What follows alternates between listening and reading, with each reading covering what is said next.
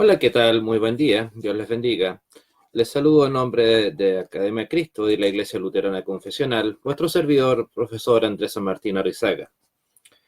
Les damos la más cordial bienvenida a esta charla que tendremos en el día de hoy. En la charla anterior les conversaba sobre el gran traductor bíblico, el gran teólogo Casiodoro de Reina, y les hablaba obviamente de su vida, su experiencia y su legado. Pues bueno, ahora les quiero hablar de alguien que trabajó muy de cerca con él y que usted y yo, sin lugar a dudas, somos en alguna medida descendientes de su maravilloso legado, de hecho del de ambos. Pero en particular hoy me quiero centrar en el otro gran amigo cercano de Valera, de Reina, sino me refiero a Cipriano de Valera. Recordemos aquel versículo que nos convocaba en la semana pasada, en la clase anterior. Cielo y tierra pasarán, mas mis palabras no pasarán.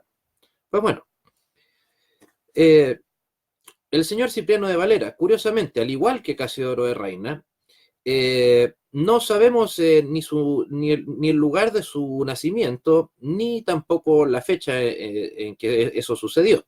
Solo por el prefacio de uno de sus textos, precisamente de la traducción de la Biblia, dice: yo siendo de 50 años comencé esta obra, y en el año de 1602, en que ha placido a mi Dios sacarla a la luz, soy de 70 años. O sea, en edad, y continúa él diciendo, edad es esta en que las fuerzas desfallecen, la memoria se entropece, los ojos se escurecen. Entonces, de manera que he empleado 20 años en ellas. Entonces, obviamente, si en 1602 tenía 70 años, podemos calcular que nació en 1531 o 1532. Sobre su vida. Antes de ingresar al monasterio Jerónimo de San Isidoro de Campos, sabemos muy pocas cosas. Al igual como ocurre con Casiodoro de Reina, no conocemos el nombre con el cual nació, con el cual fue bautizado. Únicamente sabemos el nombre que tenía al profesor como fraile. O sea, me refiero, el Cipriano de Valera era el nombre que tenía él como fraile, no su nombre, digamos, de nacimiento. De los pocos datos fidedignos que tenemos sobre los primeros años de Valera, se sabe que estudió en la Universidad Hispalense, obteniendo el grado de bachiller, lo cual, pensemos, para esa época, en el siglo XVI, era un gran honor, más aún en España. Entonces, habiendo estudiado ahí, tras los estudios universitarios que tan valiosos le resultaron cuando estuvo en Cambridge y en Oxford, en Inglaterra, se trasladó al cercano monasterio de San Isidoro de Campo, en Santiponce. Cuando llegó Valera, a mediados del siglo XVI, ya no estaban los primitivos monjes, sino los disidentes jerónimos de Fray Olmedo. Es en esta etapa de su vida que se produce su conversión y exilio, dos hechos que obviamente marcaron su vida para siempre. Mientras que, obviamente, por diversos y arriesgados caminos, con el plazo que han impuesto de un año, se habían impuesto ese plazo, se dirige hacia Ginebra. Pero los inquisidores de Sevilla, que estaban atrincherados en un castillo en Triana, iniciaron un largo proceso contra él y contra sus cercanos, que tras dejarnos abundante supuesta documentación de los detalles de algunas artes, como decían, informes de Fernando de Valdés, arzobispo de Sevilla e inquisidor general de España, el viejo emperador Carlos I o Carlos V, el mismo al que tuvo que enfrentar Lutero en la Dieta de Worms en 1521, retirado ya en el monasterio de Yuste, al rey Felipe II, tan fanático, y al Papa Paulo IV, retirado en el monasterio también de Yuste, todos ellos declararon a Valera como un enemigo de los españoles. Entonces, lo terminaron condenando a la hoguera, pero como no lo pudieron apresar, como les contaba respecto de Reina, su estatua fue quemada el 26 de abril de 1562. De todas formas, ni Sevilla ni Santiponce han olvidado del todo a Cipriano de Valera. Algo han escrito sobre él los historiadores en estas últimas décadas, y en ambos lugares se les dedicó, de hecho, incluso el nombre de una calle, cosa que para un país que históricamente fue tan español, tan católico como España, que hayan calles con el nombre de personajes protestantes es, por cierto, un gran privilegio. En Ginebra, cuando se trasladó, se encontró con Juan Pérez de Pineda, quien estaba inmerso en proveer a los españoles de alimento bíblico de los que obviamente los inquisidores les estaban quitando. Entonces ahí es en Ginebra en donde conoce a Juan Calvino, el otro gran reformador, de quien fue también su traductor. Por lo que posteriormente, llegando a Londres, publicó la tercera edición de su catecismo, en 1596, y se responsabilizó de la primera traducción castellana de la institución de la religión cristiana. Recordemos, la institución de la religión cristiana es la obra magna de Juan Calvino y probablemente una de las obras de la reforma más trascendentes de toda la historia. ¿No? Obviamente no somos calvinistas, pero no se puede dejar de desconocer la trascendencia y el valor que dicho texto de Juan Calvino tiene. Y además que tuvo el privilegio de ser uno de los primeros textos de la Reforma no escritos en español que fueron traducidos al español. Entonces, esta obra, obviamente, esto popularizó mucho dentro del mundo protestante a Cipriano de Valera, porque obviamente estar cercano a Calvino, a cualquiera de los reformadores, era algo bastante apreciado, ¿no? Y entonces, en Inglaterra vivió la mayor parte, posteriormente de haber traducido esto, de su vida, y es probable que incluso allí muriera. Solo probable, no lo sabemos. Llegó a Londres en 1558, cuando murió el emperador Don Carlos y María, reina de Inglaterra, y reinó en su lugar Doña Isabel. Valga recordar que María, reina de Inglaterra, había sido la reina que intentó, o que de hecho obligó a volver al Imperio Británico al catolicismo. De hecho, se le recuerda también como María la Sanguinaria, y no solamente por los asesinatos que cometió en contra, si mal no recuerdo, de sus maridos, sino también porque fue una feroz persecutora de protestantes. Por algo el nombre, María la Sanguinaria, ¿no? Entonces, obviamente las persecuciones ya, cuando llegó esta reina Isabel I a Inglaterra, las persecuciones ya cesaron y precisamente las sangres, cárceles y destierros que la iglesia protestante había padecido en Inglaterra, ahí se detuvieron. En esta nueva tierra y circunstancia se casó con Ana y tuvo 3 hijos, Isaac, Juan y Judith, quienes han llegado hasta nosotros a través de numerosa descendencia. Tengo entendido que descendientes directos de Cipriano de Valera existen en el día de hoy, y se sabe que documentadamente que lo son, no es solamente una coincidencia de apellidos. Posteriormente, Cipriano de Valera enseñó teología en el Magdalen College en la Universidad de Cambridge entre los años 1559 y 1567. Insisto, pensémoslo así, estamos hablando de un hombre de origen de la península de España, que es recibido con honores literalmente en el gran enemigo precisamente de España, Inglaterra. O sea, eso habla de por sí solo de la gran honra que le estaban entregando y el gran reconocimiento que se le estaba entregando a Cipriano de Valera a causa de todo su trabajo. Posteriormente recibió el título de maestro en artes en la Universidad de Oxford. Eso ya habla de por sí solo. Y en 1565, terminando sus actividades docentes en Londres, ya procedió a su jubilación, donde alternó la enseñanza de la teología y el castellano, obviamente, siendo él alguien de hispanoparlante nativo, por lo cual sus clases de castellano eran muy bien recibidas.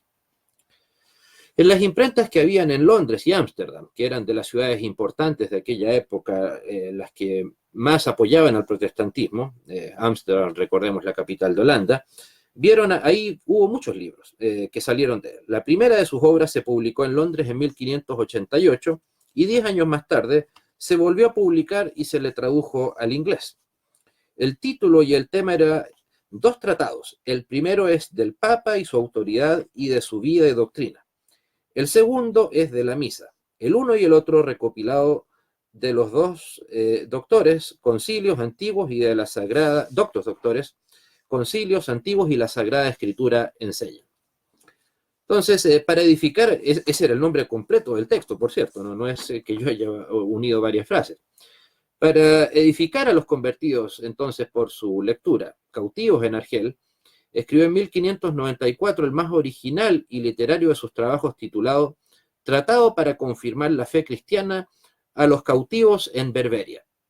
3 años después se imprimió el texto que él ya había traducido antes, La institución de la religión cristiana, como lo mencionábamos por Juan Calvino, y que se le incorporó un prólogo dirigido a todos los fieles de la nación española que desean el adelantamiento del reino de Jesucristo.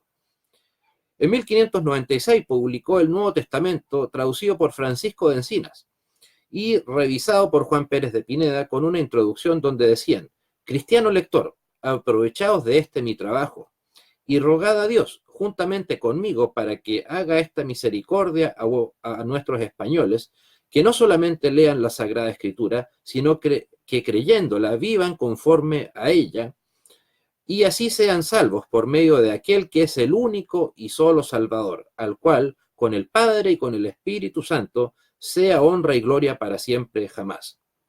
Amén. Si bien Valera es más conocido por la revisión que hizo de la primera traducción de la Biblia al castellano, la Biblia del Oso, es que el último de sus trabajos literarios y que imprimió en Ámsterdam como la segunda edición de la versión de Casiodoro de Reina. Esta obra, a la que dedicó 20 años, insisto, no fue por lo tanto un trabajo improvisado, como a veces nos suele atacar a los que seguimos estas traducciones bíblicas. Estamos hablando de 20 años, o sea, toda una vida laboral, literalmente. Literalmente toda una vida dedicada a esto, ¿no? Y más aún en el contexto de la época. Vivir más de 30 años en aquella época era una cosa no común, era extraño. Entonces, esta obra, como les decía, se escribió, como lo dijo él, pensando con esto hacer servicio a mi creador y algún bien a mi nación, y que se cerraba con la siguiente dedicatoria: para la gloria de Dios y el bien de la Iglesia española. Y esto fue finalizado el año septiembre de 1602. Precisamente este año es cuando lamentablemente se le pierde la pista, se le pierde el rastro a Cipriano de Valera, ¿no? Pero algunas ideas apuntan a que vivió algunos años más, pese a la preocupación de Arminio, su protector en Holanda. Y como les decía, lamentablemente no sabemos ni el lugar de su sepultura, ni el lugar donde murió, ni tampoco la fecha. ¿Por qué tan importante recordar a estos personajes? Insisto, no se trata de una cuestión solamente de acumulación de nombres, fechas, sino que tenemos que recordar que Dios usó a estos siervos para que personas como él nos entregaran la palabra. Precisamente llegó la palabra en castellano a nosotros, o al menos se abrió la idea de que la Biblia debía ser puesta en nuestro lenguaje, y más aún, insisto, siendo españoles. Ellos me refiero, que la Inquisición española se caracterizó precisamente por ser un lugar particularmente contrario al protestantismo, que fue absolutamente, digamos, perseguido la religión cristiana. De todas las inquisiciones que existieron, la Inquisición española fue la más cruel, atroz y efectiva de todas. Si no, pregúntese por qué el protestantismo no llegó a las colonias españolas nunca, sino que recién el protestantismo llegó muy entrado al siglo XIX. Valera fue ante todo, entonces, un pensador, un escritor, que dedicó buena parte de su vida al estudio. Una de sus aficiones era la escritura, a la que dedicaba gran parte de su tiempo, aunque también a otras tareas, como la asistencia espiritual, especialmente a prisioneros españoles capturados en la batalla contra la Armada Invencible. Esto es una labor, por cierto, muy magnánima que hizo él, porque probablemente todos estos prisioneros que él atendió, a pesar de todo, eran católicos. Pero él sentía que su obligación como español era ayudar a sus compatriotas españoles que estaban, insisto, habían sido puestos prisioneros posterior a perder la guerra contra el Imperio Británico. Recordemos, la Armada Invencible es la armada que utilizaron o que creó la corona española para intentar invadir Inglaterra y así devolver, por así decirlo, la Iglesia Católica como dueña de Inglaterra, batalla que obviamente se perdió, y precisamente por eso es que Inglaterra históricamente pasó a ser conocido como un imperio eh, digamos, por su poderío marítimo. Entonces él, a pesar de que sabía que estos soldados perfectamente en algún momento lo podrían haber, estado en España, lo podrían haber podido asesinar incluso, él, a pesar de todo, iba, les predicaba la palabra en castellano, en su lenguaje, y se aseguró de que no tuvieran ningún tipo de maltrato, cosa que, por lo que tengo entendido, se logró. Él, su principal legado respecto de la Biblia propiamente tal es que, bueno, en primer lugar, como lo decía, revisó en algunas partes la llamada Biblia del Oso, la que había traducido Casiodoro de Reina, y también él tradujo la llamada Biblia del Cántaro. ¿Por qué? Porque en la portada de la Biblia que editó Cipriano de Valera puede verse estampada la imagen de dos hombres, uno que está plantando un árbol, mientras el otro está regando el agua que sale de un cántaro. Entonces, por eso su nombre, por el dibujo.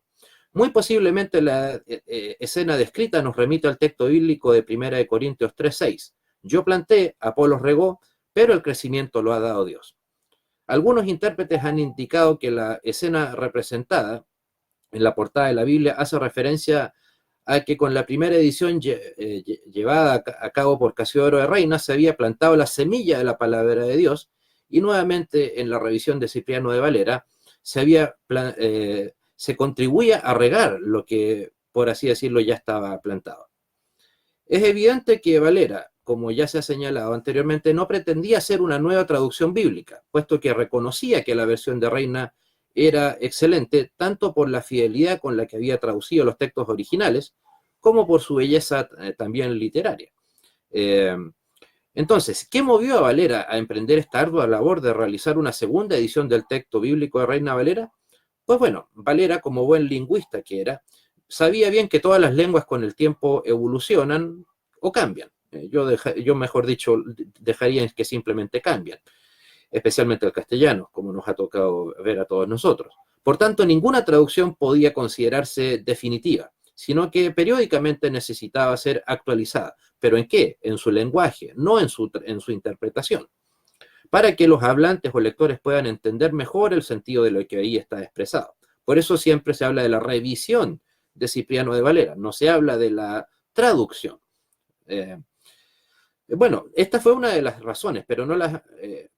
aunque seguramente fue la más importante. Otras motivaciones bien pudieron ser que en sus días la mayor parte de las Biblias del Oso habían desaparecido consecuencia principalmente de la fuerza con que los inquisidores españoles las buscaron y las quemaron. Por lo tanto, el trabajo de Valera habría sido un poco reflotar esta labor que había hecho Reina, pero que había caído en manos de las hogueras.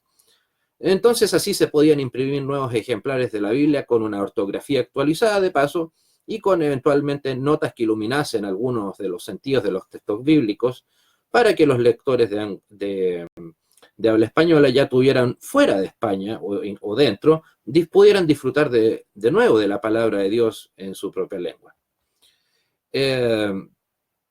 Bueno, hizo varios, como les decía, ¿no? Él continuó acercándose más al texto, digamos, hebreo y griego en sus traducciones, no dejó por completo la Vulgata o la Septuaginta, sino que él, al igual que Reina, compartía en ese mismo criterio. La Biblia debe ser traducida de su lengua original, no de una traducción, en este caso, como lo fueron